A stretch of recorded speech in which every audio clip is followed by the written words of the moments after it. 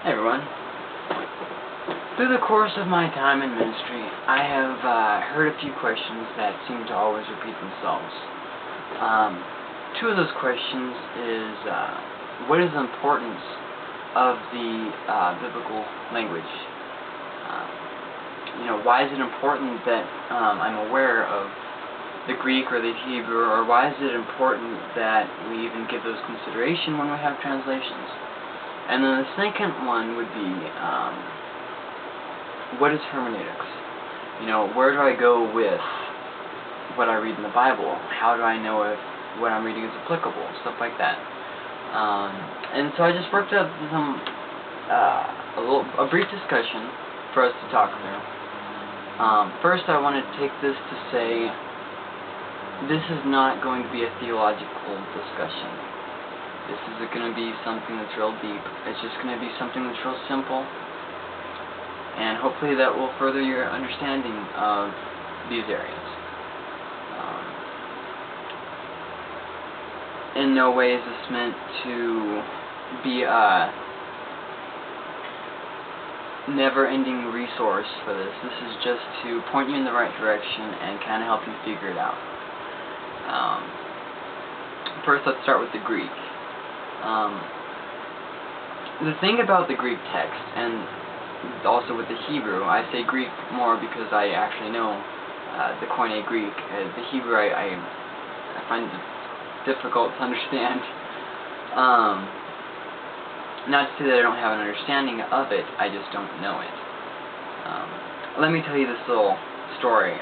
Let's say I was trying to speak to a Spanish-speaking person through a translator,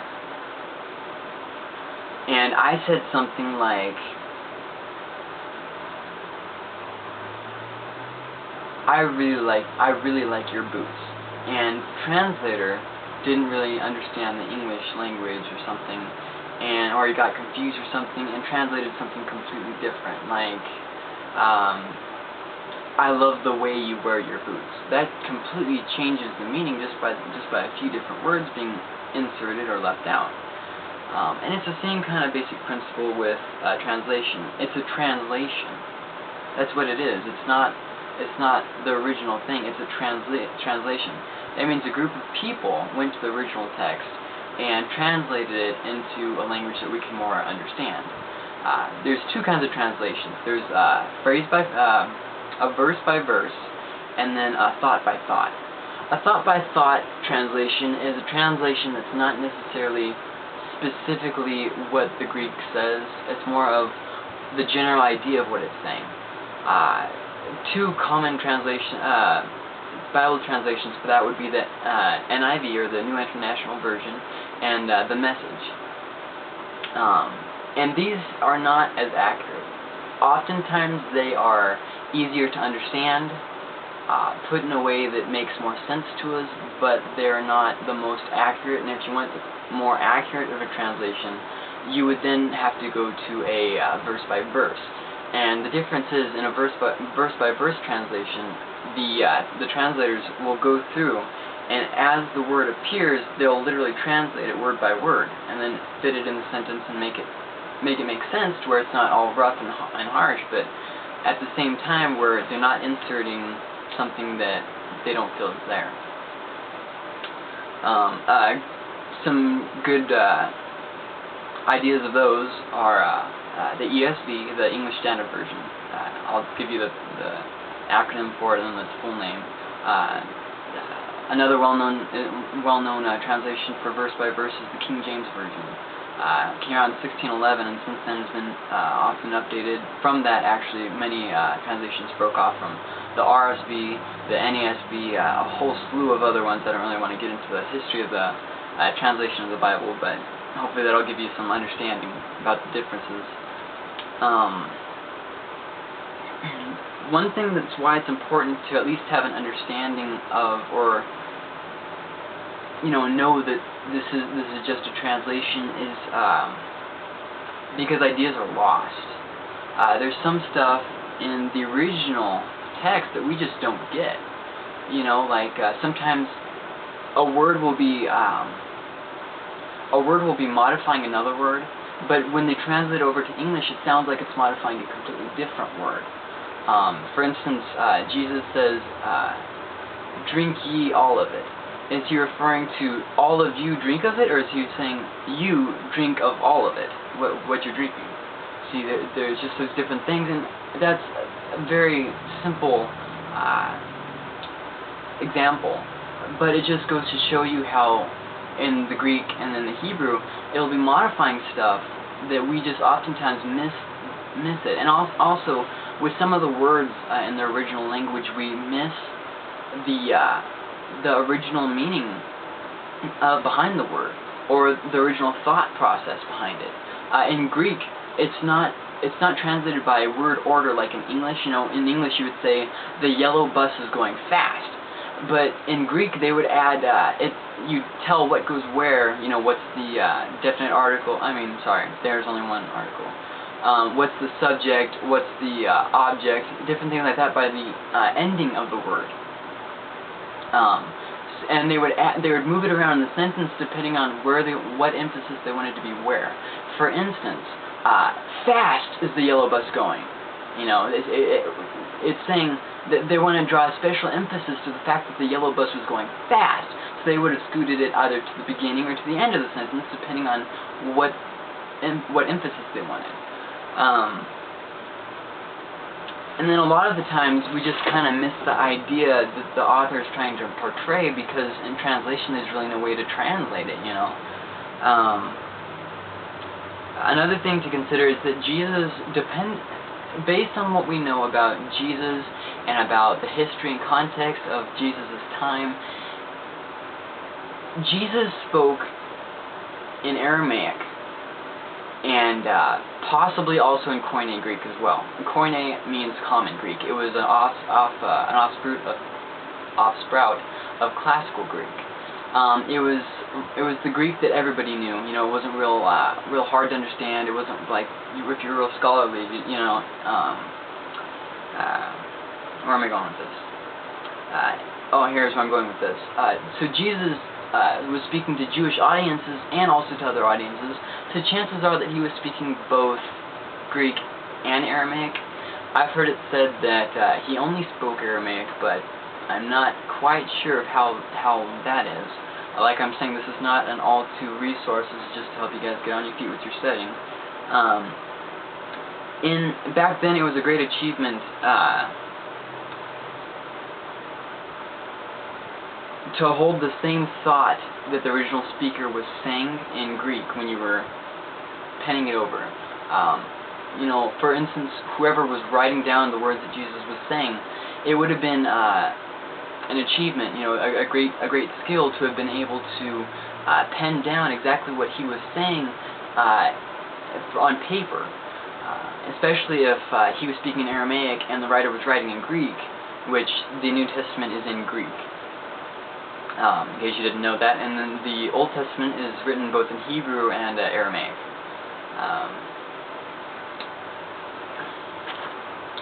So that should give you a little bit more of an understanding of that.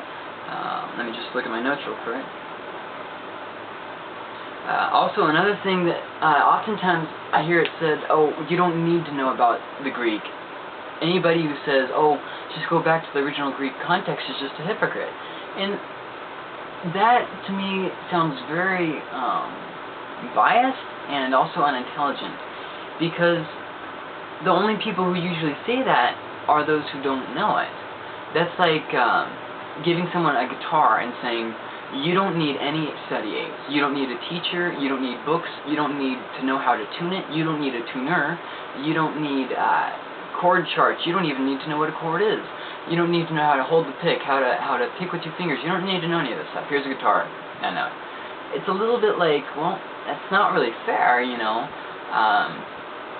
As someone who does know the guitar, I can say you do need those things. It's a little bit, I didn't even know, when I first played the guitar, I thought you just put the finger over the fret. I didn't know you had to push it down. So I was strumming it and wondering why there was no sound coming out. And then my friend told me, well, you have to push it down, and then it causes the pitch to change, which causes a different note, and then in combination with other notes, it causes a chord. And I was like, oh, that makes sense. I understand it now. Because I had an understanding. I learned, I studied. Also, let's say there's a visually impaired person, which could include a fully blind or just legally blind, depending on how severe it is. Person, you don't need a, what is it called? You know those walking sticks. You know those walking sticks that they walk around with. It's like taking that away from them and saying, you don't need this. Well, how would you know? You can see. You know, that's a little bit unfair for the blind person. And there's no way that you could actually know whether that person would need it unless you were actually visually impaired, or unless you talked to them. I think you guys get the idea of what I'm saying.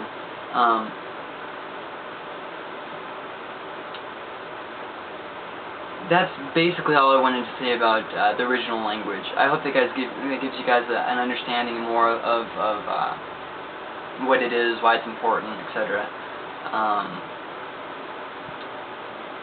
But I have found my study of the Greek, Koine Greek, the biblical Greek, to be most helpful.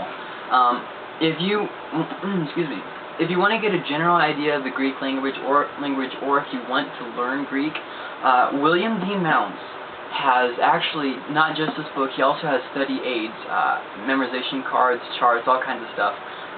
This book is called Basics of Biblical Greek. This is the second edition. He came out with a third edition, which is actually a little bit, in my opinion, better than the second edition. This was published by Zondervan. You can find it on Amazon. I'm sure if you go to Zondervan's publishing site, they'll have it there. A very valuable resource, just an introductory biblical Greek book. Zondervan also has published Introduction to Biblical Hebrew. I'm not sure who did that one, but once again, I'm sure if you just look at Zondervan's website, they'll have all the information you need for that. The next topic I want to talk about is hermeneutics. And for that, here's an introductory hermeneutical book that I would recommend. It is done also by Zondervan. It's by J. Scott Duvall and J. Daniel Hayes. It's called Grasping God's Word. It's this right here is the second edition. I would highly recommend this book because it's a very nice introduction. If you want to go real deep into hermeneutics, there's a lot of other books. Unfortunately, I can't think of any other titles or the authors or the publishers right now. But there are many, many, many books that will help you get a little bit deeper in your hermeneutical studies. Now, what is hermeneutics? Hermeneutics is basically, if I can put this as simple as possible, hermeneutics is the study of the text then, if that makes sense. Let me walk you through a little bit of hermeneutics. So first, I wrote it down right here. It's then and there. You read the text, and you know it meant something then and there.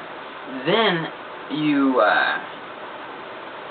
figure out what's different between that time and our time, which can include things like culture, time, language, situation, covenant, government, the group of people. For instance, Jewish people back then were very interested, I don't know about still now, I'm kind of out of my element with answering that. Back then were very interested in historical lineage. So if you notice in the book of Matthew, there's, it's commonly assumed that it was written towards the Jews, and there's a whole thing with Jesus' lineage in there. Whereas the Gospel of Mark, it's assumed that it was written to the Romans. They were more, you know, cut to the point, cut to the chase. Tell me the facts. You know, real. It's a difference if you're real acquainted with America. It's the difference between the East Coast and the Southwest. You know, down south, everybody's all, you know, real calm. You can sit there talking for 20 minutes to the person, and you still have no idea what their answer to your question was. And whereas up in like Michigan or New Jersey, you say something, they answer, just like that. It's real simple, real calm. Oftentimes, the two annoy each other. It's a similar difference in that. Got a little bit off task. So there's a difference between the people and the culture. You know, there's a real change. There's a difference predominating ideas of the time. There's a difference in government. There's a difference in well, the social and cultural acceptances. For instance, back in Jesus' day, women weren't, let's say, respected as they are today. Even back before then, more so, they were considered more as property and less as actual people. Whereas now in modern America, there's, you know, liberated women who are able to work. They're able to have the same education as a man. They're able to work over a man. They're able to teach men. They're able to, you know, do all these things that were just completely closed off to them back in the day. You know, there's just that radical difference. And with that difference, there comes a difference in the interpretation of how you understand something. So when you come to the biblical text, let me say this first. It's like, for instance, if I were to write a letter to my wife, and at